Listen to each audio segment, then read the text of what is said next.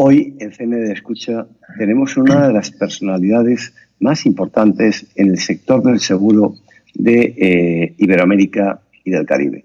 Nos encontramos con Luis Ros, un agente, un corredor de seguros, un intermediario de seguros, como todos les queremos llamar, que es vicepresidente ejecutivo y socio de la compañía Ros Asociados, la primera compañía en capital privado dominicano y, por lo tanto, una compañía con una fuerza increíble en ese mercado. Pero también, y si no nos olvidamos de ello, se situaría como una de las compañías muy importantes en el mundo del Caribe.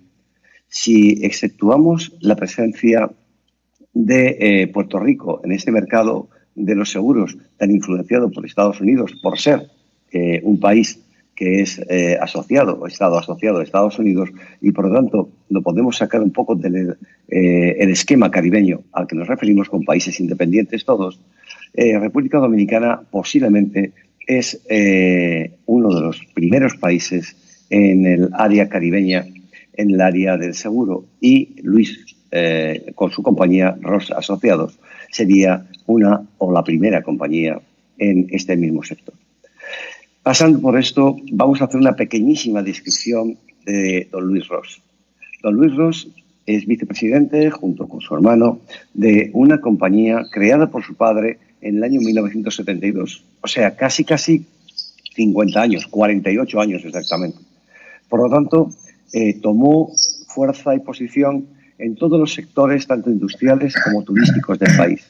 Hoy es una de las empresas referencias, pero también fue un hombre que, por su formación, por sus estudios, por su capacitación, ha estado presidiendo o dirigiendo las asociaciones más importantes del mundo, como la Asociación de Intermediarios de Seguros del Mundo, o también fue presidente en su día de la Asociación Dominicana, como lo pudo ser también, como lo ha sido finalmente, en la Asociación Panamericana.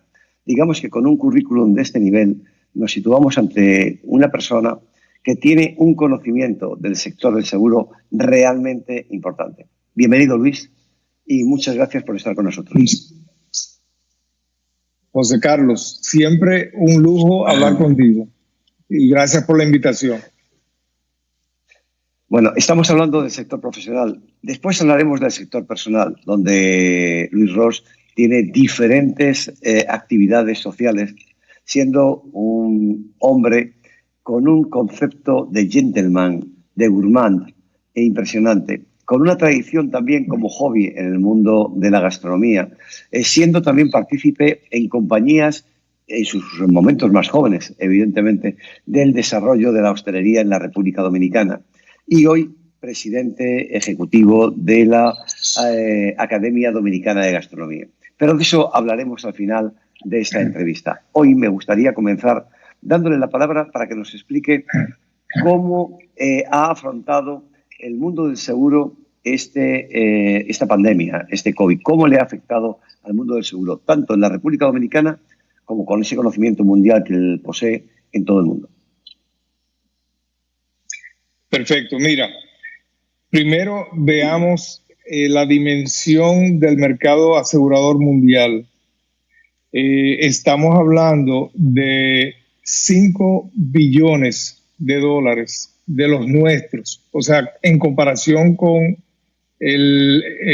si fuera en el idioma americano, pues serían 5 trillones, pero en el idioma nuestro son 5 billones, o sea, 5 con 12 ceros hacia la derecha. Si comparamos esto con el sector turístico a nivel mundial, según la OMT, la Organización Mundial del Turismo, pues se habla que la participación del PIB mundial de este sector es de 2.7 billones de dólares. Entonces, el mercado asegurador es un participante importante en el mundo, en la gestión de todo lo que es transferencia de riesgo a través del contrato seguros. Si vamos a hablar de impacto, Obviamente no tenemos una bola de cristal para ver cuál va a ser el resultado de las empresas al final del periodo de gestión, pero hay 4 áreas fundamentales que tendríamos que ver. Primero, el sector seguro depende de personas con un talento, un conocimiento, una experiencia, un know-how sobre el negocio. Y segundo, está la parte operativa, que en el mundo del seguro es altamente tecnológica. O sea, hay mucha tecnología en el ámbito del seguro, en la gestión de los seguros.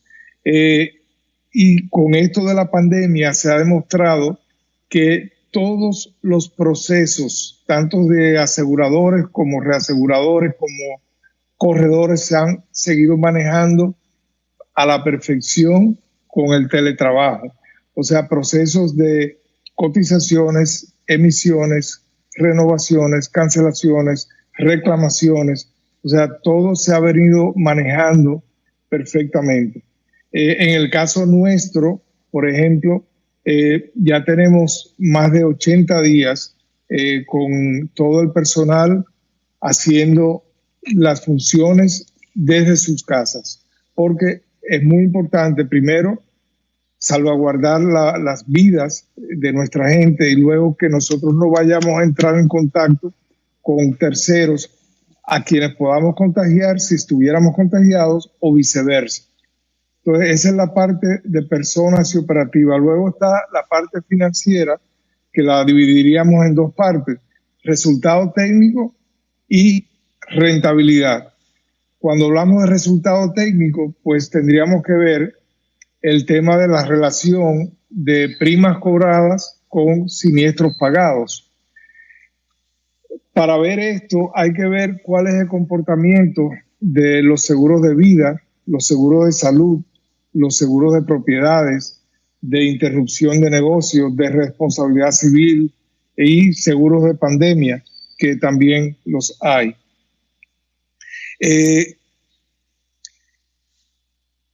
Este resultado, obviamente, por ejemplo, que es un tema de alto conflicto ahora mismo, porque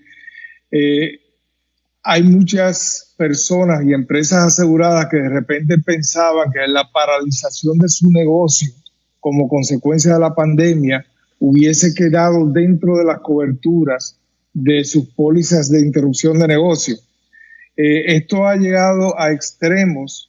Por ejemplo, en Estados Unidos se ha creado una organización que se llama BIG, B-I-G, es Business Interruption Group, y es una organización compuesta principalmente por medianos y pequeños negocios, entre los cuales hay muchos restaurantes, entre ellos el de un afamado chef norteamericano, que es Mark Keller, que le ha puesto una demanda a su aseguradora exigiendo el pago de una indemnización por la parte de interrupción de negocios. Lo que pasa es que en este tema de seguro de interrupción de negocio, por lo menos yo lo tengo muy claro, o sea, son pólizas que primero están vinculadas a un daño físico asegurado, y el daño físico debe ser súbito y accidental. Entonces, como el caso de un incendio, una explosión, una avería de maquinaria, un terremoto, un huracán, una inundación. Inclusive, esto siendo una pandemia mundial, los modelos catastróficos que desarrollan las aseguradoras para determinar las primas que van a cobrar están basados en la ocurrencia de huracanes, de terremotos, de tsunamis, de eventos catastróficos, de catástrofes naturales. Entonces, nos queda muy claro que la parte de interrupción de negocio en las pólizas convencionales de seguros no es una cobertura propia de la póliza. Hay un ejemplo muy importante y muy reciente, que es el de el torneo mundial de tenis Wimbledon. Wimbledon en el año 2003, después de la pandemia del SARS, decidió contratar una póliza de pandemia, que es una póliza de interrupción de negocio en caso de pandemia. Porque obviamente estos son organizaciones que a través de los derechos de medios, patrocinio y venta de boletos recaudan unos millones muy largos. Para darles una idea, esta empresa durante 17 años pagó 31.7 millones de dólares de primas, que sería un promedio de alrededor de 1.8 millones de dólares por año. Y el torneo que se estaría realizando este mes de junio, que ya no se va a realizar, estos señores van a ser indemnizados por las pérdidas que tuvieron y van a estar recibiendo alrededor de 142 millones de dólares. Entonces, cuando nosotros vemos el comportamiento del seguro en la pandemia, bueno, el resultado técnico, como no hay daño físico a las propiedades aseguradas, y además cuando hablamos de seguros de vida y salud, la incidencia, el promedio mundial de fatalidades está por debajo del 5%, o sea, no es un impacto tan grande. En República Dominicana, por ejemplo, las pólizas de salud, como en muchos de los países, y de vida, tienen exclusiones para epidemias y pandemias, pero se han honrado los costos. Ahora bien, en una eventualidad donde el virus fuera letal al 100%, obviamente no hay aseguradora que aguante eso porque no ha cobrado la prima suficiente para ello. Entonces, el tema de resultado técnico, yo no creo que al final del periodo de gestión se vea como negativo, porque los impactos han sido realmente mínimos en relación a las exposiciones totales mundiales. En cuanto a la rentabilidad de las aseguradoras, bueno, ya aquí hay otro tema, porque definitivamente en todo este proceso va a haber empresas que no van a salir adelante porque no aguantaron la pérdida económica de estar interrumpidos. Tuvieron que salir de cientos de miles de empleados para poder tener el oxígeno suficiente para aguantar el cierre de las operaciones. Entonces habría que ver en la medida que se vaya normalizando la situación, cómo estas empresas, cómo están sus capacidades de ventas, de flujo de caja y para adquirir los seguros que necesitan. Entonces, en esa medida, las aseguradoras irán ajustando, porque si hay algo que tienen las aseguradoras y reaseguradoras del mundo, que es una industria por naturaleza resiliente, está en capacidad de salir adelante, de levantarse muy rápidamente, porque ya eso es parte de su ADN. Una pregunta, tú nos acabas de dar unas visiones muy importantes, puesto que en la previsión de una pandemia, como nos hablabas en este caso del trofeo de Wimbledon, ha sido en este caso rentable para ellos, muy rentable. Pero no todas las compañías tienen la posibilidad de hacer una inversión de esos niveles y una previsión de seguro. En tu opinión de intermediario de seguros, ¿cómo consideras tú que un grupo hotelero, un grupo de restauración, podría compensar los riesgos que puede tener este caso, esta pandemia, un tsunami, incluir pólizas tan especiales como, o tan, digamos, puntuales como la de una pandemia, dentro de su compañía, ¿en cuánto les podría afectar en un porcentaje sobre su seguro normal? Bueno, esto es difícil de responder porque cada riesgo tiene su costo basado en las dimensiones y las probabilidades de ocurrencia. Entonces, en la medida que se vaya masificando la necesidad o la oferta de seguros específicos, en esa medida habrá mayor distribución de riesgo y en esa medida también los costos se irán ecualizando. Porque tú sabes que el tema del seguro, uno de los principios es la ley de los grandes números.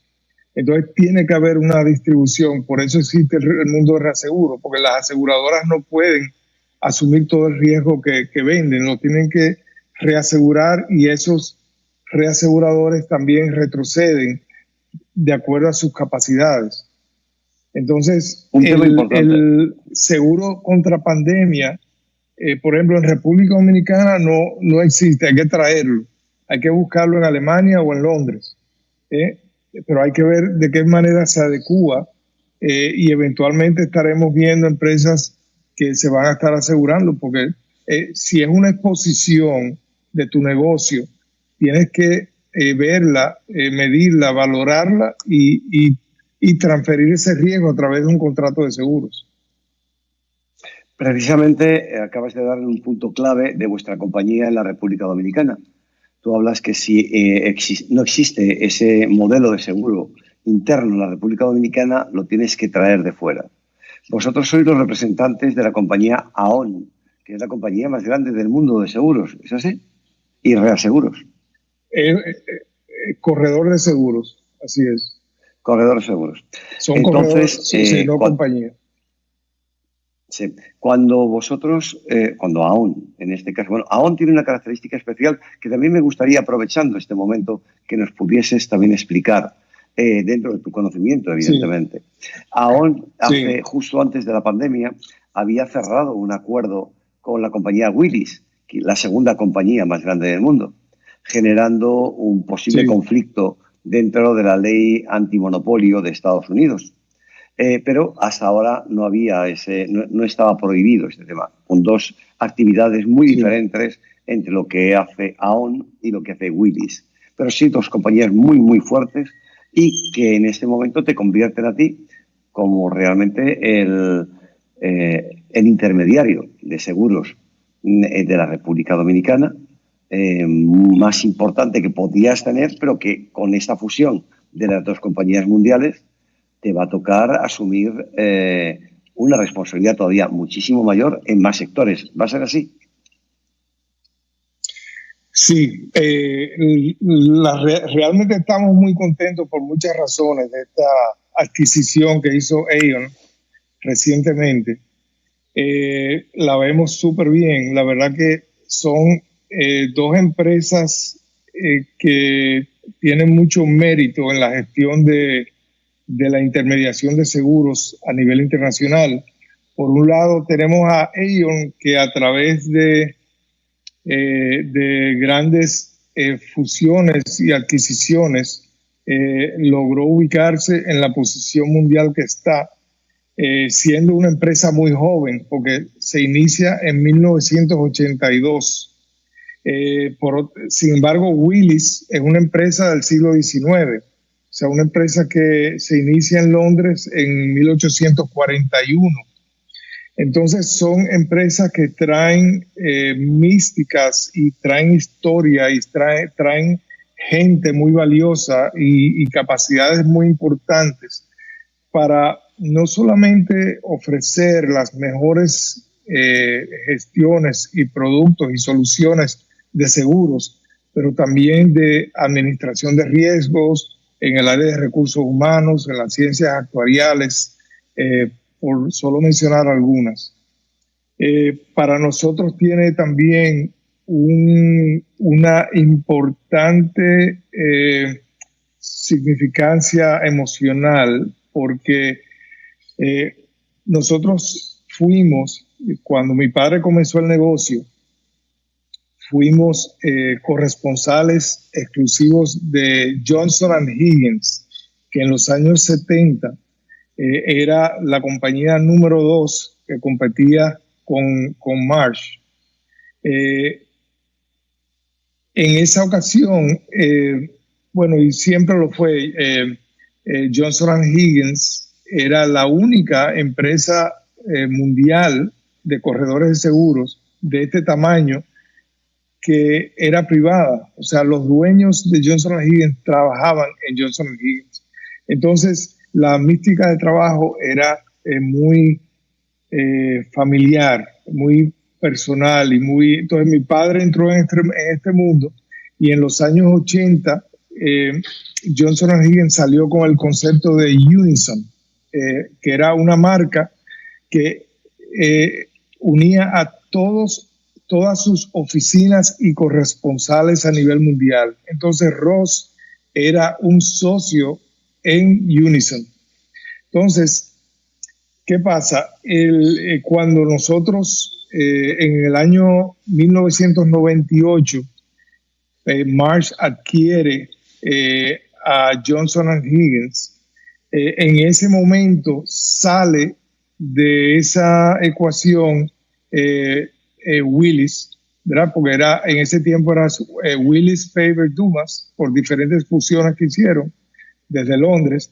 Y también aclarar que la relación de Willis y Johnson & Higgins era de muchos años, porque a finales del siglo XIX Johnson & Higgins se convirtió en el partner de Willis para hacer la entrada al mercado americano y viceversa. Entonces, fue una relación muy linda que terminó obviamente cuando Marsh compró a Johnson & Higgins.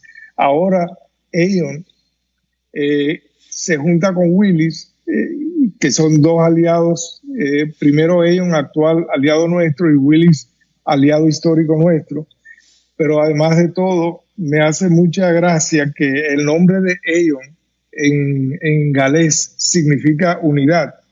Entonces, unidad y unison, como que tienen ese valor, ese significado emocional, histórico e importante para nosotros. O sea que vemos esta gestión, esta adquisición como un buen negocio. Yo creo que los accionistas de Willis vendieron muy bien, porque vendieron a 5 veces el ingreso anual, que es muy bueno. Y la sinergia que se va a lograr va a ser muy poderosa para lograr las mejores soluciones para nuestros clientes localmente e internacionalmente. Nos quedan 10 minutos de entrevista y yo creo que tenemos una parte personal. Eres una persona entrañable. Yo cada día que te conozco, aparte de admirarte más, aprendo más de ti. Evidentemente, procedes de una familia de origen cubano, que tu padre empezó prácticamente de cero en la República Dominicana. Eso te da un valor todavía mucho más intenso y especial. Y realmente a mí me sorprende y me anima el ver cómo esa historia de vuestra compañía se va fundiendo y casi a la hora de cumplir los 50 años se genera esta fusión de estas dos grandes compañías que también os hace crecer, me imagino, a vosotros de una forma importante. Pero ya que estamos hablando de personal, que estamos hablando de tu padre, que estamos hablando de tu hermano, ¿verdad? Porque también trabajáis familiarmente en la compañía. O sea, estamos hablando que eran compañías. Y hay un sobrino también que es socio. O sea, está Carlos Ross, está Richard Ross y yo. Somos los 3 socios de la empresa. Bueno, pues eso todavía nos da una ampliación de la familia que evidentemente es tan bonita y tan importante como que hace más íntimo este trabajo y esta interrelación que estamos manteniendo.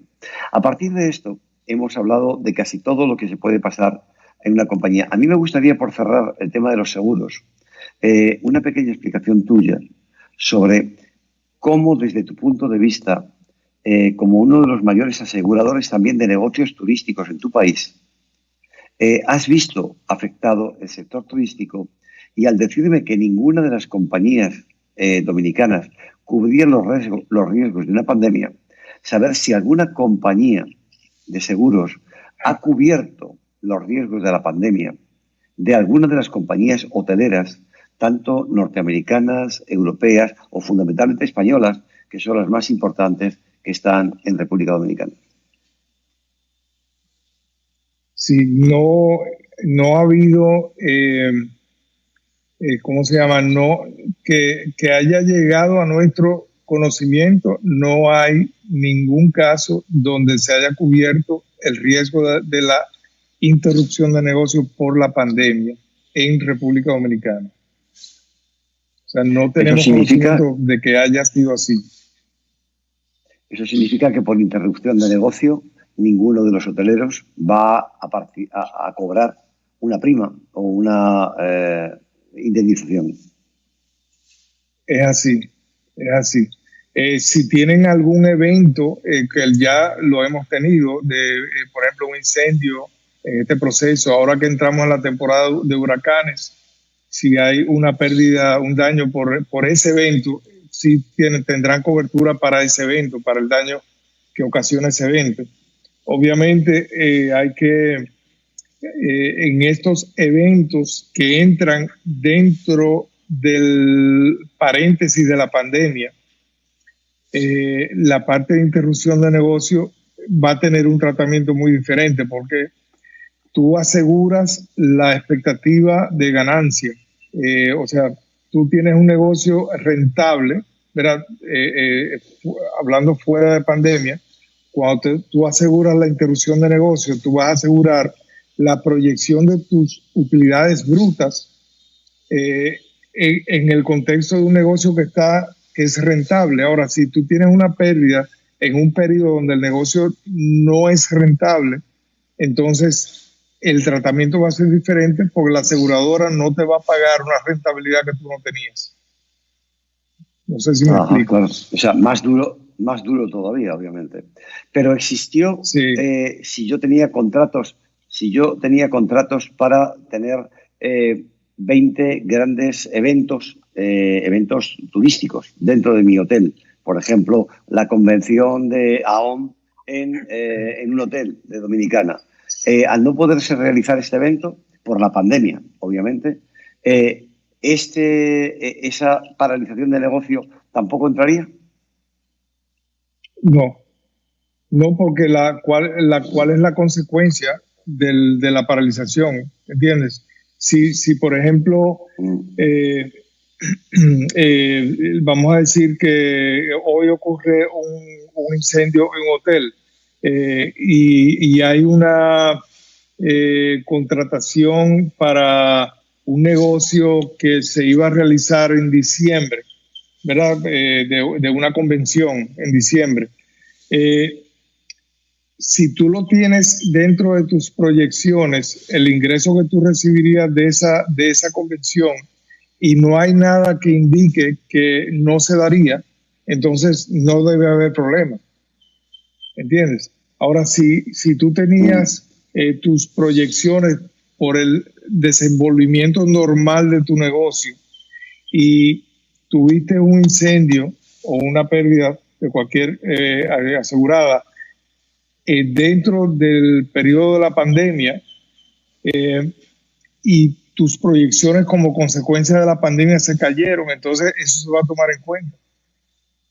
Porque si no hubiese ocurrido el incendio, hubiese tenido la misma pérdida. Claro. Entonces, bueno, eso ha quedado clarísimo. Pero eso es muy rápido, te lo diría, porque del tema de la Academia Dominicana te vamos a hacer una entrevista específica para ella. Pero de este asunto concreto, sí te digo, porque nos hemos ido del tiempo que tenemos por estar interesante tu conversación, que realmente nos vuelve como demasiado agarrados a ella. No queremos perder tu conocimiento. Hay un restaurante muy famoso en República Dominicana que ha tenido un incendio hace unos días. Ha sido en medio de la pandemia, pero los restaurantes estaban abiertos, no estaban cerrados. ¿Le correspondería asumir el riesgo? Sí, mira, pero el tratamiento, primero la pérdida física está perfectamente cubierta según las condiciones de la póliza y según los valores que ellos hayan declarado, ¿verdad? Ahora bien, la parte de interrupción de negocio sí va a tomar en cuenta que ellos tenían ventas de delivery y ventas de take-out o de entrega, pero obviamente ese nivel de ventas está muy por debajo de lo que hubiera sido la venta con negocio abierto, recibiendo clientes.